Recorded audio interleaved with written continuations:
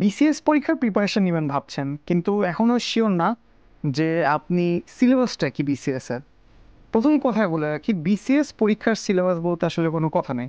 BCS পরীক্ষা মূলত তিনটা পরীক্ষা দিয়ে গঠিত হয়: BCS preliminary, BCS written, BCS viva. তিনটার আলাদা আলাদা প্রশ্ন প্যাটার্ন এবং কিছুটা অংশের সিলেবাসও আপনি বলতে পারেন। তো আমরা মূলত বিসিএস এর সিলেবাস বলতে যেটার কথা বুঝাই সেটা হলো বিসিএস প্রিলিমিনারি সিলেবাস। এবার আসি, আম, যদি আমি বাজারের দিকে তাকাই, দেখতে পাবো বাজারে হাজার হাজার বই রয়েছে বিসিএস প্রিলিমিনারির উপর।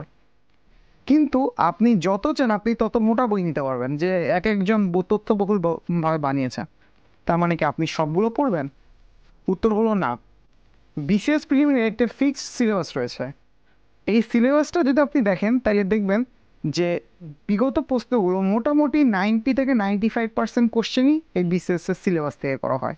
তার মানে আপনি অতিরিক্ত যে অংশগুলো পড়ছেন, হ্যাঁ আমি মেনে নিচ্ছি যে ওই প্রশ্নগুলো হতে পারে অন্যান্য চাকরি পরীক্ষার জন্য গুরুত্বপূর্ণ, এটা নিয়ে আমি কোনো সন্দেহ প্রকাশ করছি না।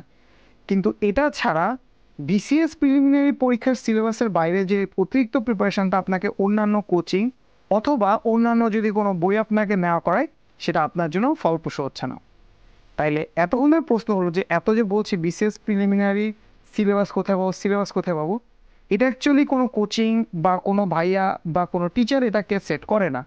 এটা মূলত বাংলাদেশি সরকারি কর্ম কমিশন বিপিএসসি তারাই মূলত এটাকে সেট করে। এটা বিপিএসসির ওয়েবসাইট থেকে সরাসরি পাওয়া যায়। আপনি যদি এই গুগলে সরাসরি সার্চ করেন বিসিএস প্রিলিমিনারি সিলেবাস, তাহলে এটা পাবেন। অথবা আমি এই ভিডিওর ডিসক্রিপশনে এই লিঙ্কটা দিয়ে রাখবো, আপনি যে কোনো জায়গা থেকে ডাউনলোড করে নিতে পারেন। আপনি এই কপিটা ডাউনলোড করে প্রিন্ট করে আপনার ডেস্কে রেখে দিবেন, যাতে আপনি প্রিপারেশান নেওয়ার সময় আপনি বারবার এটা ঘেঁটে দেখতে পারেন যে হ্যাঁ অতিরিক্ত কিছু আপনার পড়া লাগছে কিনা।